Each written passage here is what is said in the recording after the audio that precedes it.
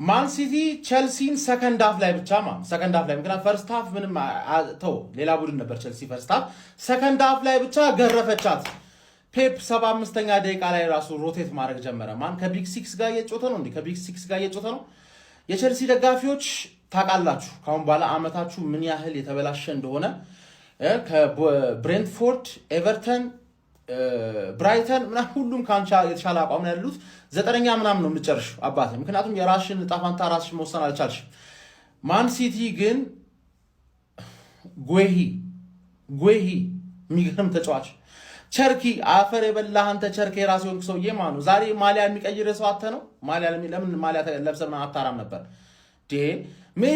ሜዳ ውስጥም ከሜዳ ውጭም እያራ አስቸገረን እኮ አባቴ ምን እሺ ነው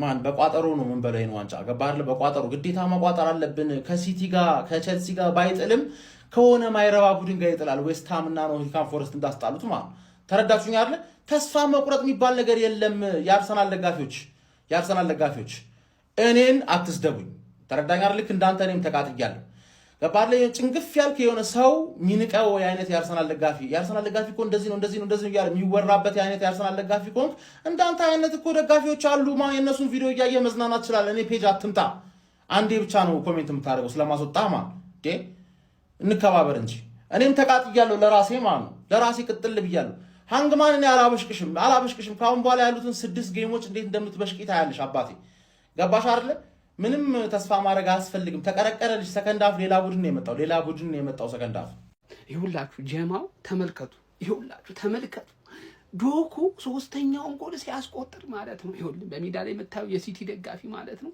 ከኪሱ ኩዳ መዘዝ አደረገና ይሁን አርሰናልና አርማርጎበት ይሁን እንዲያለ ተመልከት ሶስተኛው ጎል የተቆጠረው እዚህ ውስጥ እኛ ምን አገባን ከኛ ጋር እኮ አይኑ እየተወካከርክ ነው ማለት ግን ከቸልሲ ስታንፎርድ ብሪጅ ላይ እንኳን ቸልሲ የሚያበሽቅ ነገር አታድርግም እኛ ምን አባክና አድርግ ምን አድርጉ ነው የሚለው ዘንድሮ ሳሩን ቅጠሉም ነው እንዴ ተነሳብን እያንዳንዱን ጨዋታ ሲቲ ሄዶ ከሌላ ቡድን ጋር ሲጫወት እኛን የሚያበሽቅ ነገር ይዞ ነው ማለት ነው የሚሄደው ምንድነው መልእክቱስ ነው እኔ መልእክቱ ራሱ አልገባኝም እንደዚህ እንመጣችኋለን ነው ምንድነው ሐሳብህ ወንድሜ እስቲ ግለጽልኝ አይ ቼልሲ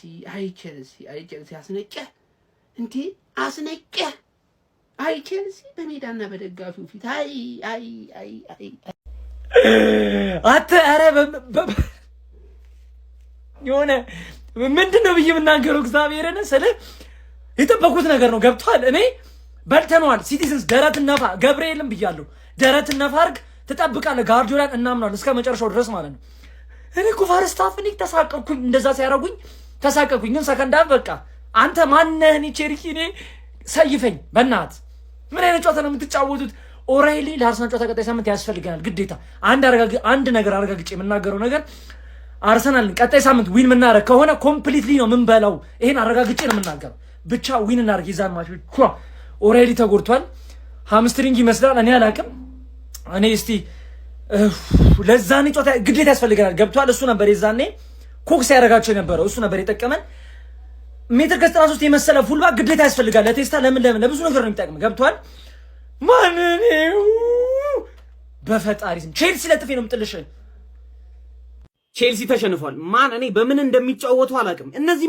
ቼልሲ ቲክቶከሮች ናቸው መሰለኝ አንተ 3-0 እንዴት ሜዳ ላይ 3-0 ትሸንፋል አይ ኖ ሲቲ አሁን የሚገርም ፎርም ላይ ነው ባለፈው ሊቨርፑልን 4-0 አሸንፉት እነሱ ግን ሽማግሌዎች ናቸው ምንም የሚያውቁት ነገር የለም በሜዳችሁ 3-0 ትሸንፋላችሁ ለዋንጫ እየጠበቅናችሁ ዋንጫውን በቃ ቼልሲ ይሰጣናል ብዬ ነው እየጠበቅኩኝ አይደለም ጎረቤት ለመቼ ነው ቆይ ባለፈው ሜዳችሁ ድረስ ሄዳችሁ አቻ አስወጣችኋል ለዛ ነው ዛሬ ይቅርታ ማድረግላችሁ እንጂ ይሄ ይቅርታ የሚደረግ ሽንፈት አይደለም 3-0 ቀጣይ ሳምንት ምን ከኛ ጋር ሲጫወቱ ሞራል እና ሆኗቸው እንዲገቡ ነው ምን ማለት ነው እንዴት አንድ ቲም እንደዚህ ላይ ይችላል ማን በእናታችሁ ቼልሲ የተባለ ነገር የሆነ ነገር አርጉና ከዚህ ሊጋ አስወጡልኝ ምንም አይችሉት ምንም በቃ ሲቲ እንደዚህ ይደበድባቸዋል ሲቲ አይኖ በጣም ምርጥ ላይ ናቸው ሲቲ እንደዚህ አንድ ቲም እንደዚህ ተፈትፋል በቃ እንደዚህ በላ ቴላ እንደዚህ በላ የጽዌው ድምቀት ነው በላ እንዳይባንን ነው በላ ቴላ በላ እኔ ለወያኔ ሰጠሁት 3 ነጥብ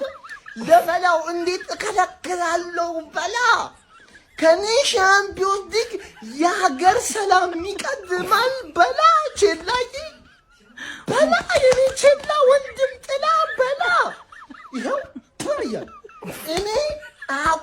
ከሲኦ አንቺን ሻምፒዮንስ ሊግ ካላስገባው ሰው አይደለሁም። በቃ ሰው አይደለሁም።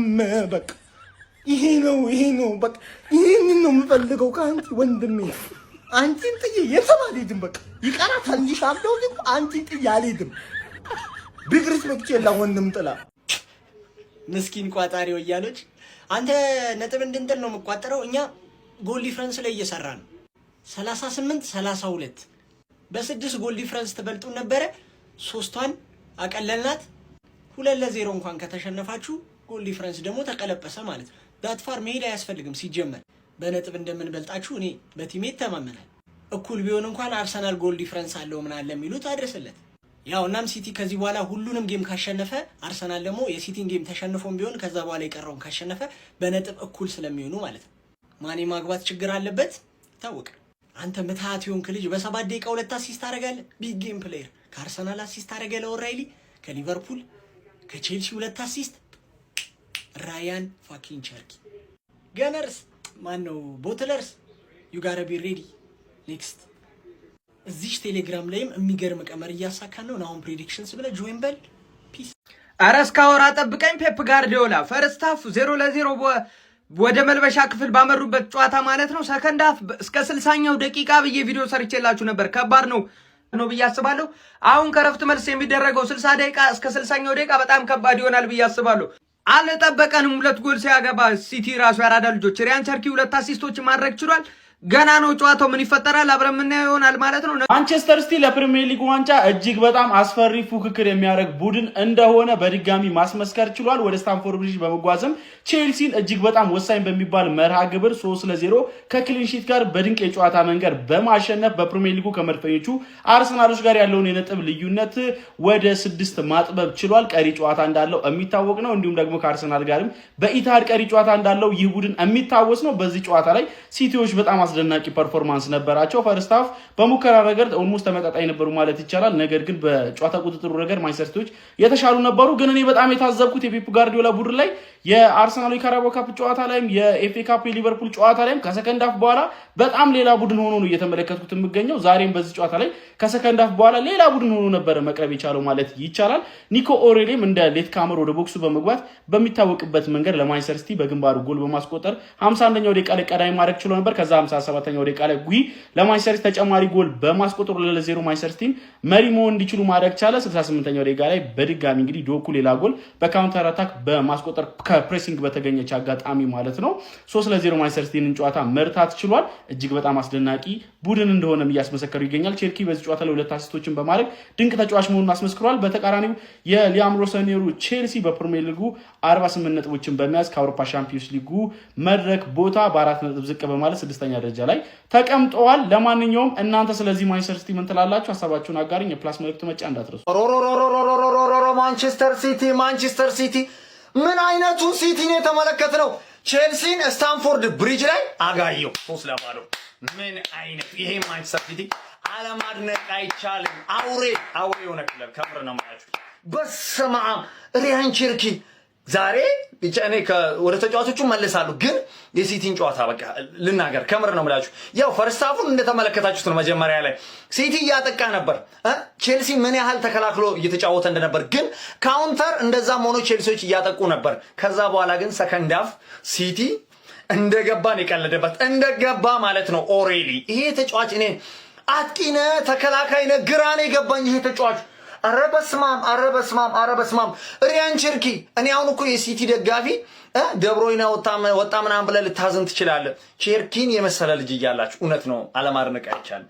ሪያን ቸርኪ የሚገርም ተጫዋች ከምሬ ነው የምላችሁ። ጭራሽ ጌሄ ያግባ ቼልሲ ላይ በጌታ ስም ኧረ በስመ አብ ምን አይነት ጨዋታ ነው የተመለከትነው።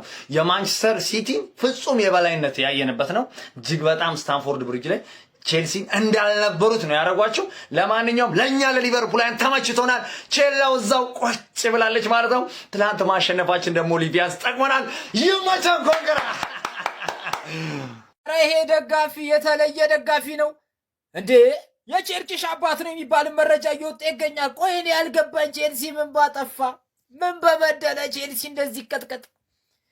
አርሰናል ተዝረክርኮ በጣሎ ነጥብ ቼልሲ ምን በወጣው? ኧረ ተው እባክህ ሲቲ የተባልክ ቡድን ተው እባክህ። በቃ አንተ ሰበብ ነው የምትፈልገው አይደል? ሰው ለመቀጥቀጥ እድል ነው የምትፈልገው ሰው ለማስደበር። ኧረ እንደዚህ አይቻልም እኮ እባክህ፣ ኧረ አይቻልም። እኔ እንደው ይሄ ደጋፊ ግን አቡ ክበርልን። እንደዚህ ነው ሻት የሚሏችሁ። ኮዳው ላይ ያለውን ተመልከት። በቃ ይሄ ነው በቃ። ከቼልሲ ጋር እኮ ምንም ነገር የለንም ነው እኮ መልዕክቱ እኮ። ግን አይቻልም እንደዚህ። ፍቀዱ አንዳንዴም ተው እንደዚህ። አያርሰናል አይደለም መጠብጠብ የፈለገውን ማድረግ ይችላል። በደንብ እኮ ነው እግር ኳስ የሚችለው። ያራዳ ልጆች ወደፊት እኮ ነው የሚጫወተው። እንደነገሌ ወደ ኋላ መሰለ የሚጫወተው። በአንድ ጨዋታ ላይ አትሪክ ምናምን 4 ሁሉ አሲስት ሊያደርግ ይችላል። እንደ ብሩኖ ማለት ነው። እንደ ጀግናው ብሩኖ ላይ እንዳትደርስ መውጣት አለበት ብሎ ነው ፔፕ ያስወጣው ማለት ነው።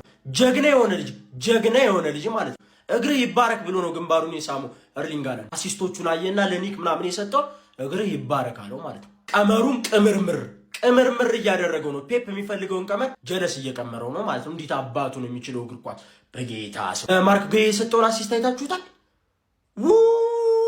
ይህን ጨዋታ ሲመለከት ጀለስ እንደዚህ አይነት እንዴ ምንጉር ነው ጎበዝ ምናምን ብሎ ቤቷ ስቴዲየም ነው ቤቱ ያዩ አላቅም ቤት እንዳይ። ግዢ ማለት ግን ምን እንደሆነ ተመለከታችሁ አይደለ? አይጠቅመኝም ይሄ ኳጮቱ እንደዚህ ነው የገዛውን ተጫዋች ማለት ነው። ፔፕ ጋርዲዮላ 10ም 9ም ምናምን አዲስ ናቸው። ሁሉም ስራቸውን እየሰሩ ነው። ሁሉም ማርክ ጌይ፣ ሰሜኒዮ፣ ቸርኪ ምናምን እንዳለ ስራቸውን እየሰሩ ነው ማለት ነው። ፔፕ ይመቸው። ጀለስ ግን ብዙ ይቀራል። ከፔፕ ያልተማርከው ነገር አለ። ይመቻችሁ።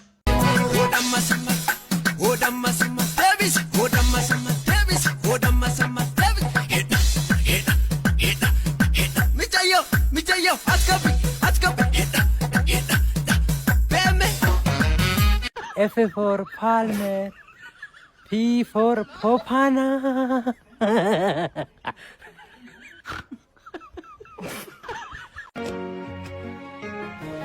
መጥቼ ነበር ቤትሽን አለሁኝ ብለሽ የለሽም ሳጣሽ አጣሁት ምኔን ነው አንቺን አይደለም ምኔን ነው ጉንጫ ያወጣም ሰንበር አይጎልም ቢሳም ከንፈር